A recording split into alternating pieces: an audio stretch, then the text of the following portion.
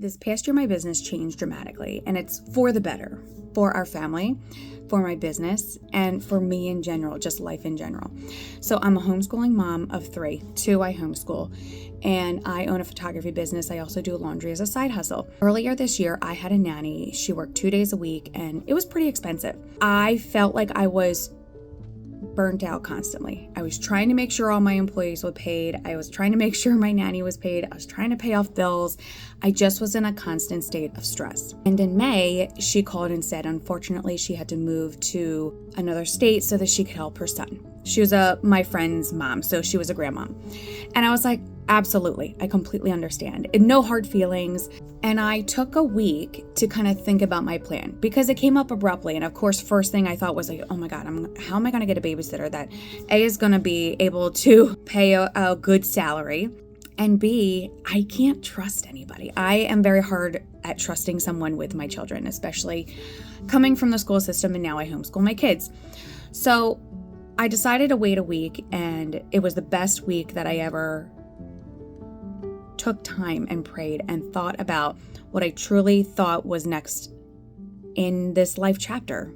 And that was when I became a fully stay-at-home mom, if you call it that. Of course, my number one job is CEO of my household, mom number one, but I also was a business owner, and that was also my baby, and I love that. I love my baby of my first photography business, and I still work in my photography business.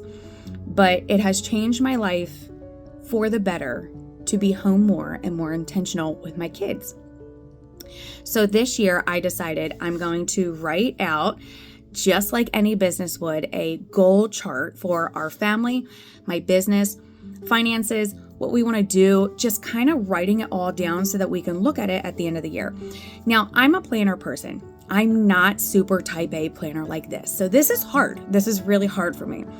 But I will say it has opened my eyes to a lot of things where I thought I was doing good, but obviously I'm not.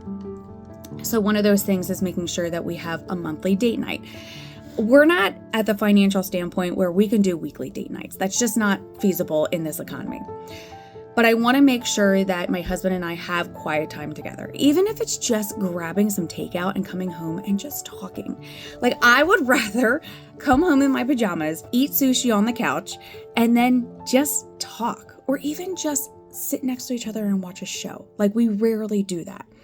Another big intention for my year is less screen time. Now, the past few months, I've been very intentional of watching my own screen time because my kids are seeing it. You know, they want to play more video games. My oldest wanted a phone. He's only 10. I'm like, you're not getting a phone. Like, you don't need a phone. You have a watch if we go out somewhere and you need to contact me, right? But I wanted to make sure that I was intentional with my screen time, that it wasn't around the kids.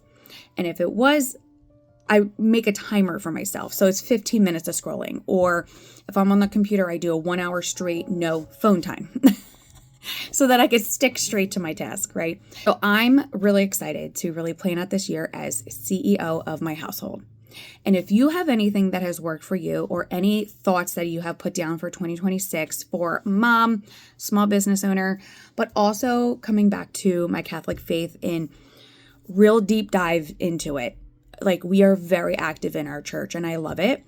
Tomorrow is my first day as lector on the AMBO, and I'm so nervous, but I'm also doing something that I'm uncomfortable, that I'm teaching my kids that they can do it too. So if you write down your goals for 2026, tell me what you're looking for. Tell me what you want to change in the new year, because maybe that's something that would help somebody else here.